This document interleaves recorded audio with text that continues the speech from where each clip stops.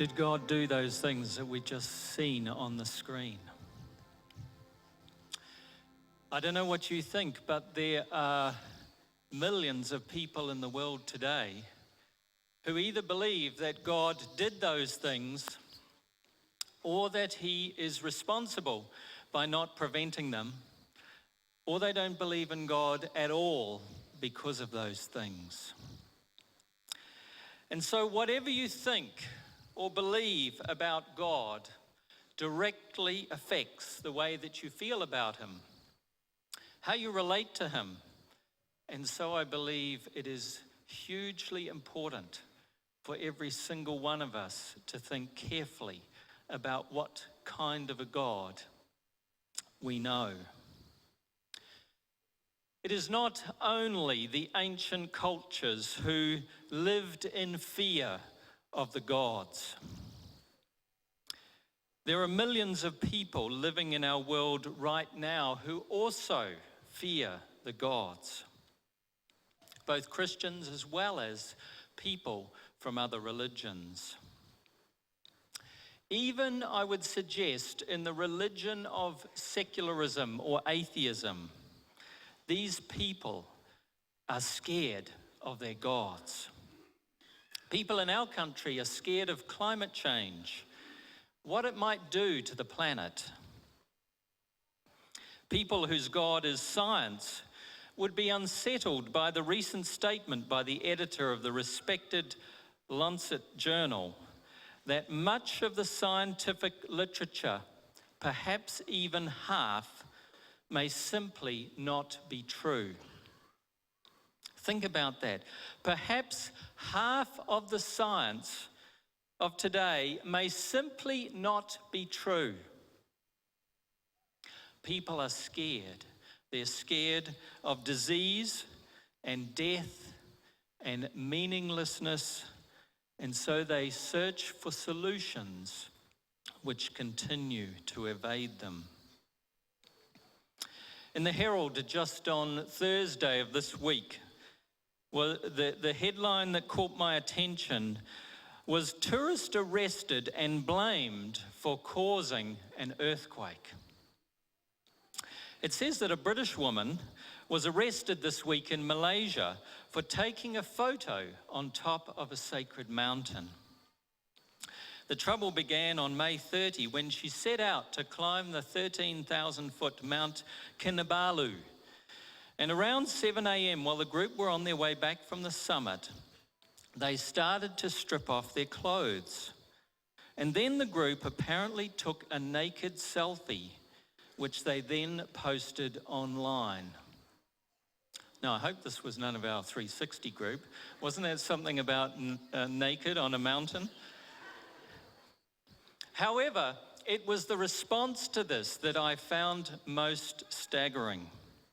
The Deputy First Minister of the neighbouring state blamed these tourists for an earthquake near the mountain and said that they needed to be punished. According to the local beliefs, the spirit of the mountain is very angry, and the tourists who angered the guardian of the mountain should pay for their mistakes by giving a sogat, a peace offering. He said, to appease the mountain protector, the 10 Western tourists who stripped on Mount Kinabalu should be fined 10 head of buffalo each, according to local customs. And he said that the fee would be more than the usual fee of 10 chickens or 1 pig because of the seriousness of the offence. The spirit of the mountain god is very angry. There will be earthquakes to retaliate for what these people have done, for this photographic, or shall we say, pornographic offence. What about your God? Is your God angry? Is your God upset with you? What kind of a God do you know? 2 weeks ago, we started this new series where we're taking a look at several incredible Bible stories that demonstrate that the God of the Bible is so completely different to any other God who has ever existed. And for us to just comprehend how much God is different from these other gods, we do have to understand a little of how people interacted with the gods in that time. And so 2 weeks ago, we shared a story about the weighing of the heart, an end-of-life judgment scene that was carried out in the presence of the gods of the Egyptians, how it impacted the people that lived in that culture 4,000 years ago. And this morning I'd like us to come to a time period that is around about 500 or 600 years later than that time, around about the year 1400 BC. And the story takes place very near the Jordan River in the countries that we know of today as Jordan and Israel. And during that time, it was inhabited by various nation tribes who were ruled by kings. And these were known as the Amorites, the Hittites, the Perizzites, Canaanites, the Jebusites. And these nation tribes had gods, lots of them. And these gods were rather angry kind of gods, a little like the spirit of the mountain that we just heard about. You could offend the gods very easily, perhaps even by just being on the wrong mountain at the wrong time. But the one way to be right with the gods was to appease their anger, and generally it was done with gifts and sacrifices. The more expensive the gift or the sacrifice, 10 head of buffalo are far more likely to be acceptable than 10 chickens, for instance. And the more likely you would be able to appease the anger of the particular god that you had offended. And so the gifts became more and more expensive because the gods kept getting angrier and angrier. The gifts, of course, were the things that people had back then. It wasn't money, maybe things like produce and livestock. And so these were offered to the angry gods. But when the gods demanded more, it was suggested to the people that they must offer not only their produce and their livestock, but now they must offer their children as well as sacrifices to the angry gods. We know that these cultures would sacrifice their children on idols and on high altars. They would make a molten idol out of metal, and they would heat it up until it was glowing bright orange. And then they would place their children on those red-hot arms as an act of sacrifice towards the gods. In one account I read about, more than 300 children and babies were placed on these idols in one single day. And not only were these pagan cultures committing horrendous mass murders, but like in Sodom, there was widespread promiscuity. There was sexual indulgence and rape and assault. And into this horrendous setting, we find a story that is recorded in Joshua chapter 2. And it's a story that even many of us as Christians, I believe, cannot fully comprehend how incredible it is. On the one hand, many of us, when we read about the horrendous crimes that were being committed by the nations of that time, could think that God and the nation of Israel were completely justified to go in and to wipe them all out, to wipe out the inhabitants of those cities because they were so wicked. And on the other hand, there are many Christians who simply cannot comprehend of a God who would command or instruct a nation to go in and wipe out people and whole other nations. And today in this story, I think we find that we might be completely wrong on both counts. But that is jumping ahead of the story. And because we haven't got time to go fully into this issue of God wiping out whole nations, we've put together some passages that I'd like you to take the time to read at some time, and it's on the inside of the handout that's on the seat with you today. So please pick up one of these, and I'd urge you to go through the inside of this and look at the verses that are there and see whether God really did do such a thing. If you are inclined to ask the big question, why did God command the nation of Israelites to wipe out the inhabitants of Canaan, effectively committing a vast genocide? Then I'd like to encourage you to read it and go through it and try and hear what God is really saying in these passages in the Old Testament. What kind of a God is he really like? So as we come to the story in Joshua chapter 2, which is found on page 130 of our Bibles that are in the seat pockets, and I'd like to invite you to get out your Bible and read it as we go through it today, page 130.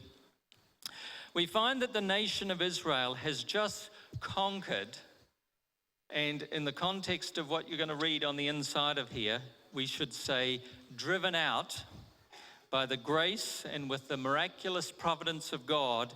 They have conquered these two pagan nations from the eastern side of the river in the country that we now know of as Jordan. And they're camped on the eastern side of the Jordan River there at a place that I actually had the privilege of visiting. And I have a photo to prove it. It's up there on the screen, yes. We decided, actually, I thought it was a we, but Kira pointed out that I was the only one stupid enough to do this. I decided that it would be a very spiritual moment to have a swim in the Jordan River. And so stripped off, not completely naked of course, and walked along the banks of the river where we thought that nobody was looking, and then I jumped in. Now you couldn't actually dive in. I don't know how well you can see the photo, but the river is very muddy and there was no way of telling how deep the river was. And so I was there swimming in this filthy Jordan River, but chalking it up to one of those once-in-a-lifetime moments that you never get to repeat again, when suddenly the security people started running towards the river. Lots of yelling and hand-waving, and we got the idea that I wasn't supposed to be there. So I climbed out and dried off and discovered that the river and the river bank is lined with landmines from all the wars that have gone on there. And this is the border between two sovereign countries, between Israel and Jordan. And of course, you cannot enter a sovereign country by simply swimming across a muddy river, at least not without being shot at. You would think that people like me probably do deserve to be shot at or blown up for doing something so stupid. And in retrospect, it is without doubt that I wasn't engaging enough brain cells on the day that that happened. But by the grace of God, I am still here today to read the story with you that is found in Joshua chapter 2. Have you found that on page 130? Joshua chapter 2, and it says, "Then Joshua secretly sent out 2 spies from the Israelite camp at Acacia Grove. He instructed them and he said, 'Scout out the land on the other side of the Jordan River, especially around the city of Jericho.' So the 2 men set out and they came to the house of a prostitute named Rahab, and they stayed there the night. But someone told the king of Jericho, "Some Israelites have come here tonight to spy out the land." And so the king of Jericho sent orders to Rahab, "Bring out the men who have come into your house, for they have come here to spy out the whole land." Rahab had hidden the two men, but she replied, "Yes, the men were here earlier, but I didn't know where they were from. They left the town at dusk as the gates were about to close. I don't know where they went, but if you hurry, you may catch up with them." Actually, she had taken them up to the roof and hidden them beneath bundles of flax that she had laid out on her roof. In those days, all their roofs were flat, like as you can see in the picture here. In fact, on the picture on the right, you can see the houses that are built along the top of the walled city. And so she'd taken them up there on that flat roof and hidden them. So the king's men went looking for the spies along the road leading to the shallow crossings of the Jordan River. And as soon as the king's men had left, the gate of Jericho was shut. Before the spies went to sleep that night, Rahab went up on the roof to talk with them. "I know the Lord has given you this land," she told them. "We are all afraid of you. Everybody in the land is living in terror. For we have heard how the Lord made a dry path for you through the Red Sea when you left Egypt. And we know what you did to Sihon and Og, the two Amorite kings east of the Jordan River, whose people you completely destroyed. No wonder our hearts have melted in fear. No one has the courage to fight after hearing such things.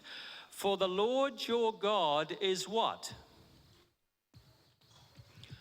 "For the Lord your God is the supreme God of the heavens above and of the earth below. Now swear to me by the Lord that you will be kind to me and my family since I have helped you. Give me some guarantee that when Jericho is conquered, you will let me live along with my father and mother, my brothers and sisters, and all of their families too. We offer our own lives as a guarantee for your safety," the men agreed. "If you don't betray us, we will keep our promise and will be kind to you when the Lord gives us the land." And then, since Rahab's house was built into the town wall, she let them down by a rope through the window. "Escape into the hill country," she told them. "Hide there for 3 days from the men who are searching for you. And then when they have returned, you can go on your way." Before they left, the men told her, "We will be bound by the oath that we have taken only if you follow these instructions. When we come into the land, you must leave the scarlet rope hanging from the window through which you have let us down. And all of your family members, your father and mother, your brothers and all your relatives must be here inside your house. If they go out into the street and are killed, it will not be our fault. But if anyone lays a hand on people inside this house, we will accept responsibility for their death. If you betray us, however, we will not be bound by this oath in any way." "I accept your terms," she replied, and she sent them on their way, leaving the scarlet rope hanging from the window. The spies went up into the hill country and they stayed there 3 days. The men who were chasing them searched everywhere along the road, but they finally returned without any success. And the 2 spies came down from the hill country. They crossed the river Jordan and they reported to Joshua everything that had happened to them. "The Lord has given us the whole land," they said, "for all the people in the land are terrified of us." Now, some of you will have read the story before, and so it becomes a little routine. But I want to suggest to you that there are several things that are completely surprising about what happens in this story. And if you just take out your little handout again and turn to the back page, I want us to think about some of these things in the story that are just so completely surprising. If you are spying on a city, where would you most likely go to stay? Where would you go if you were spying on a city? Would you go and hide right in the middle of the city? Or would you go and hide somewhere nearby so you could watch what was happening as people went in and out of the city? Whose house would you choose to go and stay in if you were a spy in that city? What kind of a person's house would you go and stay at? Where would you have your secret conversation with the owner of the house? Would you have it up on the rooftop where all the neighbors could hear what you were saying? Would you find some, hidden room inside the house? What would you expect Rahab to say in this story? What would you expect her response to have been? Would she likely to say, well, the gods we have some pretty good gods and they're going to save us from all you people. This is our land. We were here first. It is surprising that she says, your God is supreme. We are in fear. God has given you our land. And think about the spy's response. I find this fascinating. 2 spies going into this land. What are they planning to do? They're spying it out so they can go and conquer it and inhabit it. And when Rahab says, will you save me? Will you spare my life? Don't you think they would have said, well, something we need to think about. Actually, you're a prostitute. We'd have to give this serious consideration. It is surprising that without hesitation, they say to her, we will save you. And you know what? If anything happens to you, our lives will be on the line. We're willing to die for you. That is completely astounding.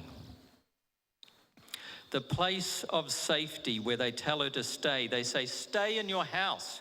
Now, aren't these walls about to crumble and fall down? Wouldn't they say the safe place is to get out of the city? They tell her, stay in the house. And finally, when the spies come back, their summary of the situation, if you'd read the previous part of the story, they had previously sent out 12 spies, and all the spies came back and they said, there are giants in the land, and we are scared of them. This time, the spies come back and say, they are all scared of us. It is completely surprising. I wonder if we can begin to imagine the story through the eyes of these 2 spies. I want you to imagine that you are one of these 2 and that you are heading up into that city. At least let's imagine that these are 2 Christians that are heading into the city of Jericho. They could be Adventists. They could be Baptists. It doesn't really matter. They could even be Mormons. After all, there's 2 of them. I don't know where they left their bicycles. But let's just imagine 2 religious people arriving in the city at that particular time. And they sneak over the river and up the hill and through the gate of Jericho, just as it is getting late in the afternoon. And as they get up there inside the city gate and they start up the street, almost the first sign that they see on the house they come to, prostitutes available here. And spy number 1 says to spy number 2, yep, you're right. This is just as bad as I thought it was going to be. This we should call Vegas. This is sin, sin, sin city. with that religious kind of disgust on their faces. You know, I bet there's a pub around the corner there and they're all gambling. But right at that moment, the door opens and a glamorously dressed woman says, "What are you two doing here?" Well, that's a very good question. Hey, you boys better get inside. If you get seen, you'll be the next two in our city jail. And she grabs them and pulls them inside the door. Uh-oh. Spy 2 says to Spy 1, "Now we're in a prostitute's house right inside Sin City. This is not looking good." And being good Christian boys, they can't even bring themselves to look at her, let alone talk to her. And so she has to initiate the conversation. "I know that the Lord has given you this land," she says to them. Well, that's the last thing that these spies are expecting to hear. The Lord? How does a prostitute know who the Lord is? And an acknowledgement that God has given us her land? Surely not. That can't be right. She continues on, "We are all afraid of you. Everyone in the land is living in terror." And then she starts to recount all the amazing things that God has done for the people of Israel. Wow, this truly is unexpected. And then the most incredible request of all. "Now swear to me by the Lord that you will be kind to me and my family since I've helped you. Give me some guarantee that when Jericho is conquered, you will let me live along with my father and my mother and my brother and sisters and all my family." Now, if you were the spies, what would you be thinking? What? You want us to save you? A pagan prostitute woman? We're actually here to wipe you kind out. No, God has commanded us to kill every last one of you, especially all the women and children as well. Definitely people like you who are prostitutes. God wants us to have a clean, pure country to live in, and it certainly wouldn't be with the likes of you here. And besides, if you want to be saved, there's a few things that you might have to think about doing first. First of all, we're going to have to march you out into the center of the town where the well is, and we're going to get a deep pool of water, and we are going to have to baptize you in the pool of water. And not just that sprinkling kind of baptism, because you're the real bad type. You're going to need full immersion in the pond. I mean, this really is your passport to salvation, and you need to be baptized before we can even think about saving you. Oh, and then there's that issue of the visa. You, lady, really need to be keeping the Sabbath. This is really important. God has commanded us that nobody who doesn't keep the Sabbath can possibly be saved. And then there's probably a good list of a whole lot of other things that you need to be doing too. Is that how the spies respond to Rahab? No.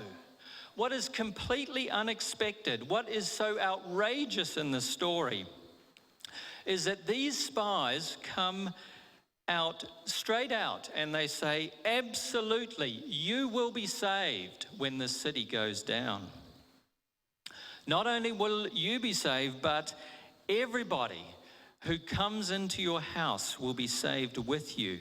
And if anything happens to you at all, we will be responsible. We will give our lives for you.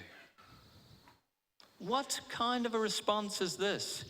What kind of a God must these spies know if they are able to offer Rahab a response like this?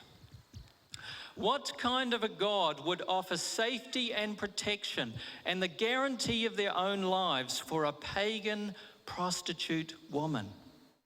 Especially if this God was the one who had supposedly given a command to wipe out this entire race of people. What kind of a God is this?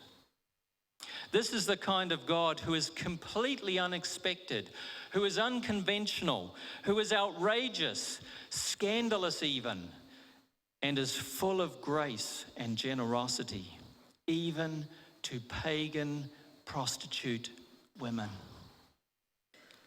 This is the kind of God who is not angry, who does not demand sacrifices, but who instead is willing to offer his own life. What kind of a God is this? And so the spies go on their way, and their final words to Rahab are, we really want people like you to be saved. We really want people like you to be a part of our community, to live with us.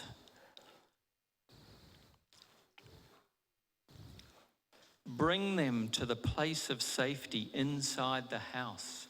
And in Joshua chapter 6, we find the outcome of the story. When the walls of the city fall down, it says that Joshua, the leader of the whole nation, who is in fact a representation of Jesus, the king of the whole universe, he says to the two spies, keep your promise. Go to the prostitute's house and bring her out along with all her family. The men who had been spies went in and they brought out Rahab, her father, her mother, her brothers and her sisters, and all the other relatives that were with her. And they moved her whole family to a safe place near to the camp of Israel. What kind of a God is this? And far later on, as we come to the New Testament and we read those books, we find out that some Jewish guy, in fact, some man who was from the tribe of Judah, he decides to marry Rahab, the prostitute, and they live together in the nation of Israel. And this man and his prostitute wife, they have a child, and that child has another child. And down a couple of generations, we find that Rahab, the prostitute, is the great-great-grandmother of the king, King David of Israel. And finally, she becomes one of the ancestors of Jesus himself. What kind of a God is this? Why does God care so much for pagan prostitutes? Here's the deal. It's not that God cares so much about pagan prostitutes. It's that God cares a great deal about every single last one of us. Regardless of who we are, of what we've done, God cares deeply for every single person, religious or otherwise. And in fact, I think God finds sometimes that the religious ones are the hardest to deal with. They don't think like Rahab. Can you say like Rahab, for the Lord your God is the supreme God of the heavens above and of the earth below? The people who recognize how amazing and how incredible and how completely full of grace and generosity that God is, these are the ones that God can save. It was on a cold, dark night that Jesus said to one of the most religious people in all the nation of Israel, and he said, you just don't get it.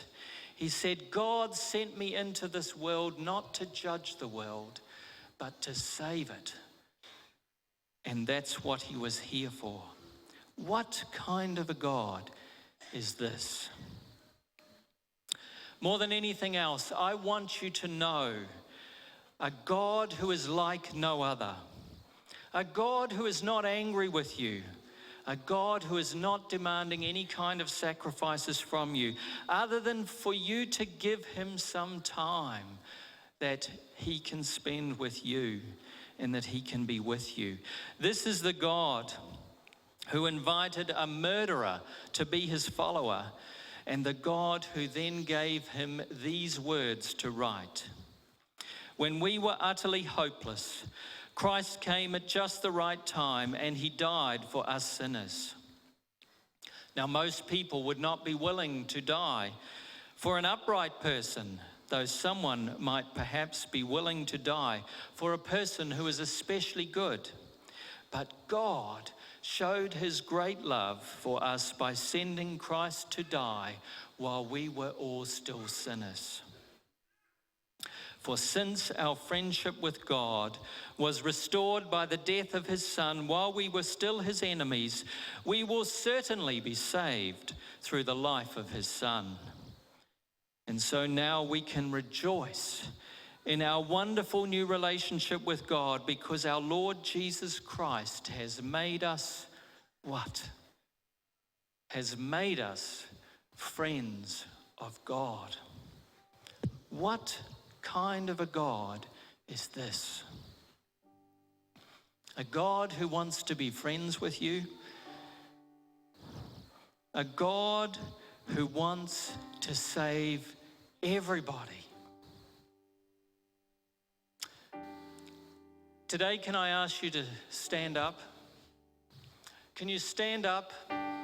And we're going to just respond to this kind of a God, to declare how awesome and amazing, how incredible this God is.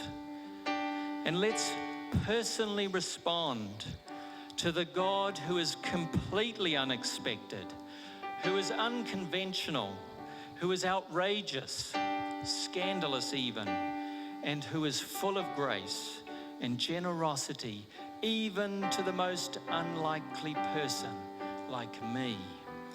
Thank you, God, for being a God like this.